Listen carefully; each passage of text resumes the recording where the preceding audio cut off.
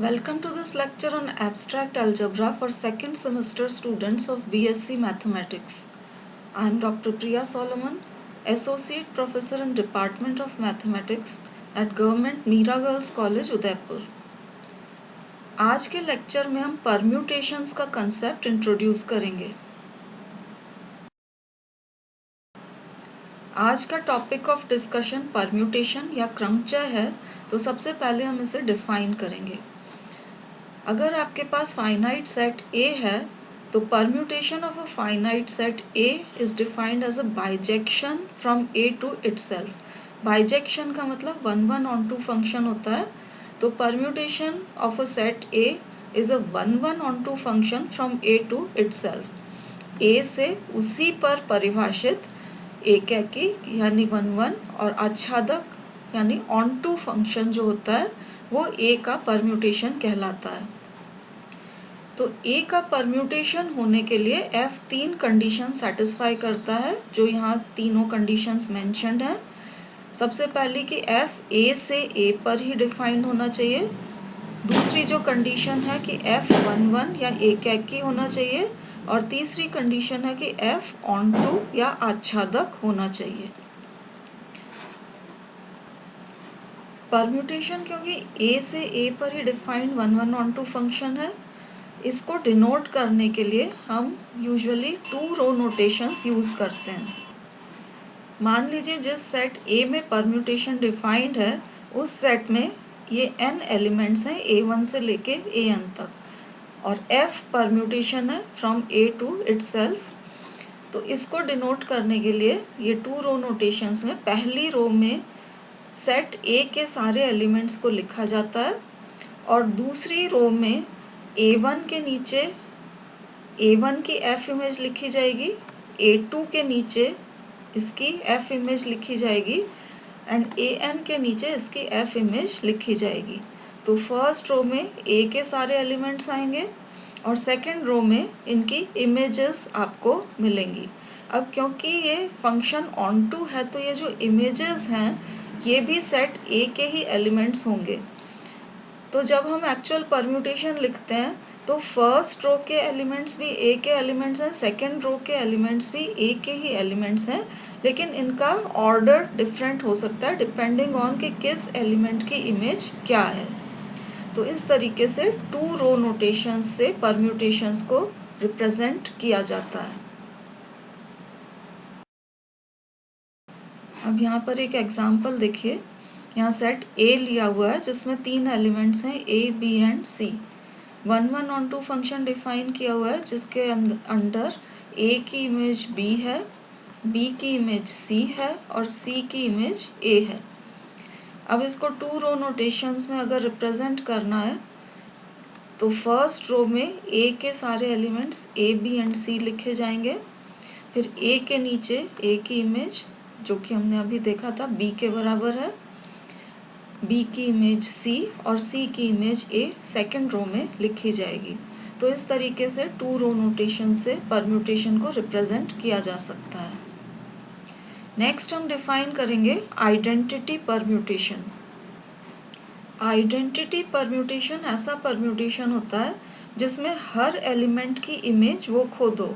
That means FA will be equal to A for all elements small a belonging to capital A।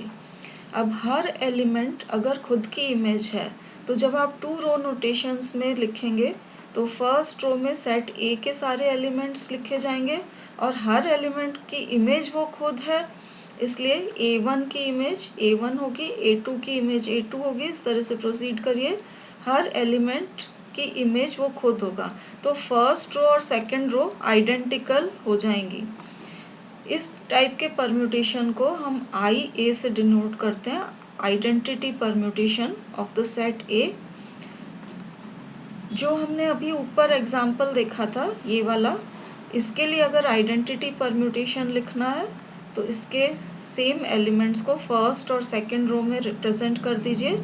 ये identity permutation हो जाएगा given set A के लिए। इस तरह से आइडेंटिकल फर्स्ट एंड सेकंड रोज लिखते हुए आइडेंटिटी परम्यूटेशन को डिनोट किया जाता है। नेक्स्ट हम देखेंगे कि परम्यूटेशंस का प्रोडक्ट या कॉम्पोजिशन कैसे निकाला जाता है। तो मान लीजिए आपको ये दो परम्यूटेशंस दिए हुए हैं, पहला f है और दूसरा g है। इनका प्रोडक्ट इस तरीके से एफ जी लिख के डिनोट किया जा सकता है, या इसको एफ कॉम्पोजिशन जी भी लिख सकते हैं। तो एफ इंटू जी या एफ कॉम्पोजिशन जी निकालने के लिए ये देखिए पहला परम्यूटेशन एफ लिखा हुआ है और इसका कॉम्पोजिशन लिया हुआ है दूसरे परम्यूटेशन जी के साथ। अब ये किसके बराबर होगा ये निकालने के लिए ये प्रोडक्ट जब हम लिखेंगे तो first row as such repeat कर दी जाएगी जो आपके परम्यूटेशंस एफ एंड जी की फर्स्ट रो थी। अब सेकंड रो निकालने का प्रोसेस आप देखिए, जैसे हमें 1 के नीचे वाला ये एलिमेंट 4 कैसे आया ये निकालना है। तो यहाँ हम जो दो परम्यूटेशंस यहाँ लिखे हुए हैं उसमें बाद वाले परम्यूटेशन से स्टार्ट करेंगे। यहाँ 1 की इमेज 3 है तो इसके आगे वाले परम्यूटेशन में हमें देखना पड़ेगा कि 3 की इमेज क्या है। तो 3 की इमेज यहाँ 4 है, इसलिए यहाँ पर 1 के नीचे 4 लिखा जाएगा। नेक्स्ट आप देखिए 2 की इमेज 2 है, आगे वाले परम्यूटेशन में चलिए तो 2 की इमेज 3 है, इसलिए यहाँ पर हम 3 लिखेंगे।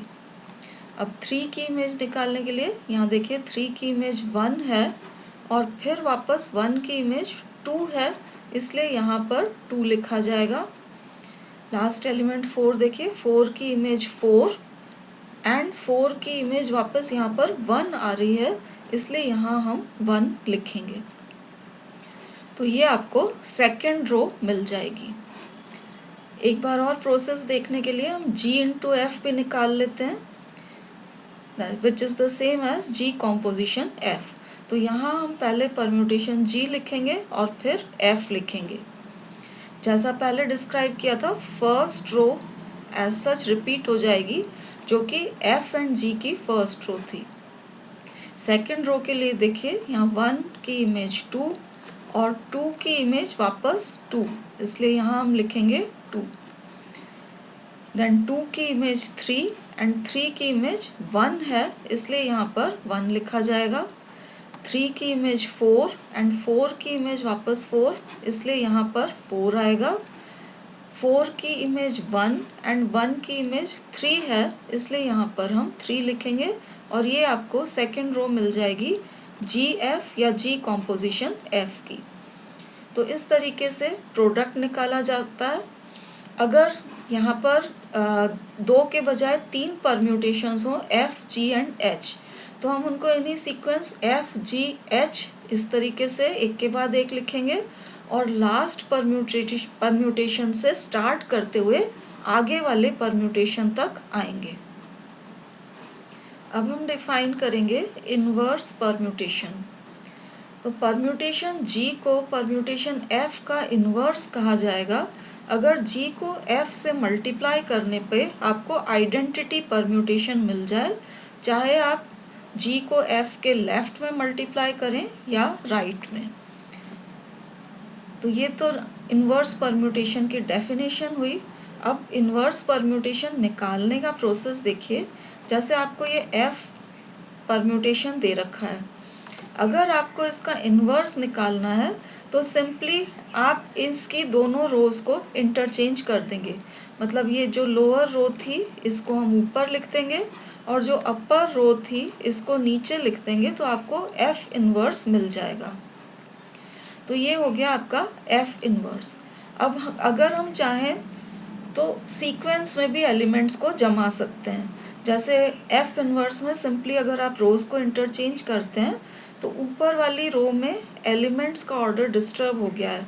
जैसे 1 के बाद 2, 2 के बाद 3 एंड 3 के बाद 4 नहीं आ रहा है, तो आप चाहें तो इनको जमा भी सकते हैं। जैसे फर्स्ट रो को अगर आप जमा लेते हैं 1 2 3 4 इस ऑर्डर में, तो अब आपको लोअर रो में एलिमेंट्स सीक्वेंस के हिसाब से लिखने पड़ेंगे। 1 की इमेज 4 थी तो यहाँ आप 4 लिखेंगे, फिर 2 की इमेज 1 थी तो अब 2 के नीचे 1 आ जाएगा। 3 की इमेज 2 थी तो यहाँ पर आप 2 लिख देंगे और 4 की इमेज 3 है, तो यहाँ पर आप 4 के नीचे 3 लिख देंगे। तो ये भी एफ इनवर्स को ही डिनोट करेगा। तो एफ इनवर्स को आप दोनों में से किसी भी तरीके से लिख सकते हैं, और आप चेक करके देख सकते हैं कि ये आपका एफ था, इसको आप एफ इनवर्स से मल्टीप्लाई करेंगे तो ये एफ लिखा हुआ है, ये एफ इनवर्स लिखा हुआ है जो कि हमने यहाँ पर अरेंज करके निकाला था।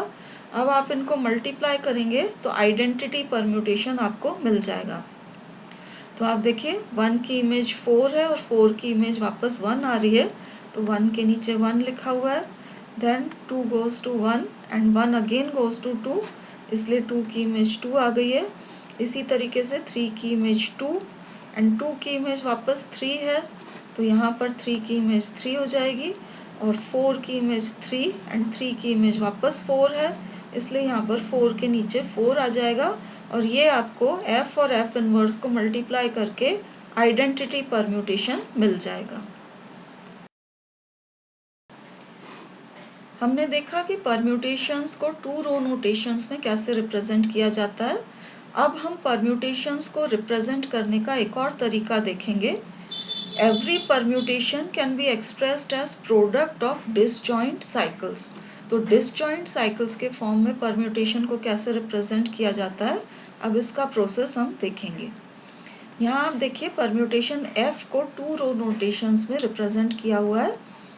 अब इसको डिसजॉइंट साइकिल्स में कैसे ब्रेक करते हैं वो आप देखिए। 2 रो नोटेशंस में 1 की इमेज 4 है, तो साइक्लिक फॉर्म में लिखने के लिए हम इस तरीके से 1 के आगे 4 लिखेंगे क्योंकि 1 की इमेज 4 है। उसके बाद हम 2 रो नोटेशन में चेक करेंगे कि 4 की इमेज क्या है। तो देखिए 1 की इमेज 4 थी, उसके बाद 4 की इमेज 5 है, तो यहाँ हम 4 के आगे 5 लिख देंगे। अब 4 की इमेज 5 देखने के बाद हम देखेंगे कि 5 की इमेज क्या है। तो 5 की इमेज यहाँ 1 आ रही है, जो कि यहाँ पर आपको इस साइकिल का पहला एलिमेंट वापस मिल गया है। तो 1 की इमेज 4, 4 की इमेज 5 और 5 की इमेज वापस 1 है, इसलिए ये साइकिल यहाँ पर कंप्लीट हो जाएगी। इसको हम ब्रैकेट में एनक्लोज कर देंगे, तो ये आपकी फर्स्ट साइकिल कंप्लीट हो गई। अब उसके बाद हम देखेंगे कि फर्स्ट साइकिल में कौन सा एलिमेंट नहीं आया है। तो यहाँ 1, 4 एंड 5 आ चुके हैं, 2 नहीं आया है, तो अगली साइकिल हम 2 से स्टार्ट करेंगे। तो आप देखिए 2 की इमेज 6 है, तो 2 के आगे 6 लिख दिया, तो 2 की इमेज 6, 6 की इमेज 3 और 3 की इमेज वापस 2 है, तो ये अगली साइकिल आ जाएगी। 2 के आगे 6 लिखा, दैट मीन्स 2 की इमेज 6, 6 की इमेज 3 एंड 3 की इमेज वापस 2 है, तो ये आपकी अगली साइकिल कंप्लीट हो गई। अब नेक्स्ट आप देखिए जो एलिमेंट्स फर्स्ट 2 साइकिल्स में नहीं आए हैं, तो 1, 2, 3, 4, 5 एंड 6 आ चुके हैं, तो नेक्स्ट साइकिल हम 7 से स्टार्ट करेंगे। 7 की इमेज 8 और 8 की इमेज वापस 7 है, तो ये आपकी तीसरी साइकिल हो जाएगी 7, 8। तो ये परम्यूटेशन को हमने एक्सप्रेस कर दिया है as product of disjoint cycles. ये डिसजॉइंट होंगी क्योंकि आप प्रोसेस में देख रहे हैं कि जो एलिमेंट फर्स्ट साइकिल में नहीं आया था उससे हमने सेकेंड साइकिल को स्टार्ट किया। जो एलिमेंट्स फर्स्ट 2 साइकिल्स में नहीं आए हैं उनसे हमने थर्ड साइकिल को स्टार्ट किया है, तो ये साइकिल्स आपकी डिसजॉइंट रहेंगी। अब साइकिल्स हालांकि डिसजॉइंट हैं, लेकिन इन डिसजॉइंट साइकिल्स का प्रोडक्ट कम्यूटेटिव होता है। दैट मीन्स आप इन तीनों में से किसी भी साइकिल को पहले और किसी को भी बाद में लिख सकते हैं। तो आप परम्यूटेशन को इस तरह से रिप्रेजेंट करें, या इस साइकिल को पहले लिख के रिप्रेजेंट करें, या 2, 6, 3 वाली साइकिल को पहले लिख के रिप्रेजेंट करें। आप किसी भी साइकिल को आगे या किसी को भी पीछे शिफ्ट कर सकते हैं, इसलिए product of these disjoint cycles is commutative.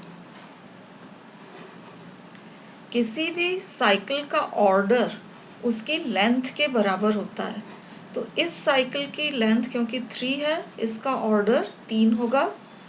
इस साइकिल की लेंथ 2 है, तो इसका ऑर्डर 2 होगा। अब अगर आपको परम्यूटेशन का ऑर्डर निकालना है तो ऑर्डर ऑफ अ परम्यूटेशन होता है LCM of the order of disjoint cycles. जैसे आप देख सकते हैं इस परम्यूटेशन में जो साइकिल्स आई थी उसमें पहली की लेंथ 3 है, दूसरी की भी 3 है और तीसरी की लेंथ 2 है, इसलिए order of F will be LCM of length of it cycles. तो एलसीएम ऑफ 3, 3 एंड 2, ये एलसीएम 6 के बराबर है। अब ऑर्डर ऑफ एफ 6 होने का मतलब है कि जब आप f टू द पावर 6 निकालेंगे, दैट मीन्स f को f से 6 बार मल्टीप्लाई करेंगे तो आपको आइडेंटिटी परम्यूटेशन मिल जाएगा। परम्यूटेशन को साइकिल में ब्रेक करने का एक और एग्जांपल देखिए। यहाँ ये आपको परम्यूटेशन दिया हुआ है। अब इसको साइकिल्स में ब्रेक करना स्टार्ट करते हैं। तो 1 की इमेज 4 है, 4 की इमेज 3 है, देन 3 की इमेज 5 है और 5 की इमेज वापस 1 है। इसलिए फर्स्ट साइकिल में 1 के आगे 4, 4 के आगे 3, 3 के आगे 5 और 5 की इमेज वापस 1 है, इसलिए फर्स्ट साइकिल यहाँ पर क्लोज हो जाएगी। देन उसके बाद आप देखिए 2 की इमेज वापस 2 आ रही है, तो इसको हम साइकिल में नहीं लिखेंगे। तो 1, 2 हमने नहीं लिखा है, 3, 4 एंड 5 यहाँ पर आ चुके हैं। 6 की इमेज वापस 6 आ रही है, इसलिए इसको भी हमने साइकिल में नहीं लिखा है। तो अगला एलिमेंट आपके पास आ रहा है 7। तो 7 की इमेज 8 और 8 की इमेज वापस 7 है, तो ये आपको अगली साइकिल मिल जाएगी। तो जो एलिमेंट खुद की इमेज है, जैसे यहाँ पर 2 और 6 था, उनको हम साइकिल्स में मेंशन नहीं करते हैं और ये आपका परम्यूटेशन इस तरीके से रिप्रेजेंट कर सकते हैं। हमने 2 रो नोटेशन में परम्यूटेशन का इन्वर्स निकालने का मेथड देखा था। अब अगर permutation as a product of disjoint cycles दिया हुआ है तो भी हम इसका इन्वर्स निकाल सकते हैं बहुत इजीली। अगर आपको किसी साइकिल का इन्वर्स निकालना है, जैसे ये आपकी साइकिल है 1, 4, 5, इसका अगर आपको इन्वर्स निकालना है तो सिंपली इसके एलिमेंट्स को रिवर्स ऑर्डर में लिखना पड़ेगा, दैट इज़ 5, 4 एंड 1। तो 1, 4, 5 का इन्वर्स हो जाएगा 5, 4, 1। अब अगर आपका परम्यूटेशन दिया हुआ है as a product of disjoint cycles, तो इसका इन्वर्स निकालने के लिए इन साइकिल्स का इन्वर्स अपने को लेना पड़ेगा। अब जब इस प्रोडक्ट का इन्वर्स हम निकालेंगे तो रिवर्सल लॉ लगेगा। रिवर्सल लॉ लगाएंगे तो सबसे पहले पीछे वाले एलिमेंट 7, 8 इस साइकिल का इन्वर्स आएगा, फिर 2, 6, 3 का इन्वर्स आएगा और फिर 1, 4, 5 का इन्वर्स आएगा। हर एक साइकिल के एलिमेंट्स को हमने रिवर्स ऑर्डर में लिख दिया है, तो ये हो गया आपका एफ इन्वर्स। लेकिन हमने प्रॉपर्टी देखी थी कि जो डिसजॉइंट साइकिल्स होती हैं इनका प्रोडक्ट कम्यूटेटिव होता है, तो आप किसी भी साइकिल को आगे और किसी को भी पीछे शिफ्ट कर सकते हैं। तो इस साइकिल को पहले, इसको बीच में और इसको अगर लास्ट में लिख देते हैं तो ये भी आपका एफ इन्वर्स के बराबर ही रहेगा। अब इससे एडवांटेज ये है कि रिवर्सल लॉ लगा के एलिमेंट्स का ऑर्डर रिवर्स करने के बजाय आप सीधे ही जो आपका परम्यूटेशन एफ था एज डिसजॉइंट साइकिल्स, इसी में साइकिल्स के एलिमेंट्स को रिवर्स कर सकते हैं। जैसे ये एलिमेंट्स के ऑर्डर को रिवर्स करेंगे तो आपके पास 5, 4, 1 आ जाएगा, फिर इनको रिवर्स करने पे 3, 6, 2 मिल जाएगा और यहाँ पर 7, 8 का ऑर्डर रिवर्स करने पे आपको 8, 7 मिल जाएगा। तो हर एक साइकिल के ऑर्डर को रिवर्स आप सीधे ही कर दीजिए तो आपको एफ इन्वर्स मिल जाएगा। ये हम ऐसा इसलिए कर पा रहे हैं क्योंकि product of disjoint cycles commutative है, इसलिए किसी भी साइकिल को हम पहले और किसी को भी बाद में लिख के एफ इन्वर्स निकाल सकते हैं। नेक्स्ट हम डिफाइन करेंगे ट्रांसपोजिशंस। तो साइकिल ऑफ लेंथ 2, इसे हम कहते हैं ट्रांसपोजिशन। अब किसी परम्यूटेशन को साइकिल में ब्रेक करने का मेथड हम देख चुके हैं। इन साइकिल्स को हम 2 लेंथ की साइकिल्स या ट्रांसपोजिशंस में भी ब्रेक कर सकते हैं। तो अब आप देखिए ये 3 लेंथ की साइकिल थी, इसको हम 2 लेंथ की साइकिल में ब्रेक करेंगे तो पहले आएगा 1, 5 और उसके बाद 1, 4। तो इस साइकिल की जगह हम 2 ट्रांसपोजिशंस लिख सकते हैं, पहले 1-5 और उसके बाद 1-4। यहाँ आप ध्यान रखिए कि पहले 1-4 और बाद में 1-5 नहीं लिखना है, जो एलिमेंट बाद में लास्ट में आ रहा है वो सबसे पहले लिखा जाएगा। तो पहले 1-5 एंड देन 1-4। इसी तरीके से इस साइकिल को जब आप ब्रेक करेंगे तो पहले 2-3 लिखेंगे और फिर 2-6। तो 3 लेंथ की साइकिल के बजाय आपको 2 ट्रांसपोजिशंस मिल गए, और ये ऑलरेडी ट्रांसपोजिशन ही था, 2 लेंथ की साइकिल थी, तो इसको हमने एज सच लिख लिया। तो ये परम्यूटेशन जो 2 रो नोटेशन में था, पहले हमने इसको डिसजॉइंट साइकिल्स के फॉर्म में ब्रेक किया और डिसजॉइंट साइकिल्स को ट्रांसपोजिशंस के फॉर्म में हमने ब्रेकअप कर लिया। यहाँ आप ध्यान दीजिएगा कि डिसजॉइंट साइकिल्स जो थी उनका प्रोडक्ट तो कम्यूटेटिव था, लेकिन ट्रांसपोजिशंस का प्रोडक्ट कम्यूटेटिव नहीं होता है। पहले आपको 1-5 ही लिखना पड़ेगा और उसके बाद 1-4 लिखना पड़ेगा। इन्हें हम आगे पीछे नहीं कर सकते हैं, तो product of these transpositions is not commutative. अब ट्रांसपोजिशंस में ब्रेक करके हम ये डिटरमिन कर सकते हैं कि परम्यूटेशन इवन है या ऑड है। तो इस तरीके से आपने परम्यूटेशन को ट्रांसपोजिशंस में ब्रेक कर लिया। उसके बाद आप गिनिए कि नंबर ऑफ ट्रांसपोजिशंस कितने आ रहे हैं। तो यहाँ आप देख सकते हैं 1, 2, 3, 4 और 5 ट्रांसपोजिशंस यहाँ पर आ रहे हैं। अब 5 ऑड नंबर है, इसलिए F कहलाएगा ऑड परम्यूटेशन। अगर यहाँ नंबर ऑफ ट्रांसपोजिशंस इवन आ जाते, जैसे 6 या 8 ट्रांसपोजिशंस आ जाते, तो आपका परम्यूटेशन इवन परम्यूटेशन कहलाता। एक और चीज़ यहाँ आप नोट करिए कि आइडेंटिटी परम्यूटेशन में हर एलिमेंट अपनी खुद की इमेज होता है। तो आइडेंटिटी परम्यूटेशन को जब हम साइकिल्स में ब्रेक करेंगे तो आप देखिए 1 की इमेज 1 है, तो सिंपली आपकी पहली साइकिल 1 से स्टार्ट होगी और 1 पर ही एंड हो जाएगी। अब आगे के हर एलिमेंट खुद की इमेज हैं, तो इनको हम यहाँ पर साइकिल्स में नहीं लिखेंगे। तो आइडेंटिटी परम्यूटेशन में सिर्फ एक ही साइकिल आई जिसकी की लेंथ 1 है। ट्रांसपोजिशन होता है साइकिल ऑफ लेंथ 2, तो इसमें यहाँ पर कोई भी ट्रांसपोजिशन नहीं है, तो हम कह सकते हैं कि नंबर ऑफ ट्रांसपोजिशंस इज 0।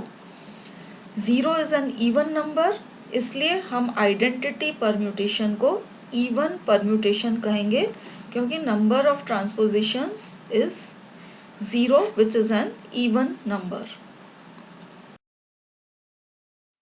आज के लेक्चर में हमने जो भी कॉन्सेप्ट्स डिस्कस किए हैं, इनको यूज़ करते हुए नेक्स्ट लेक्चर में हम एक एग्जाम्पल डिस्कस करेंगे।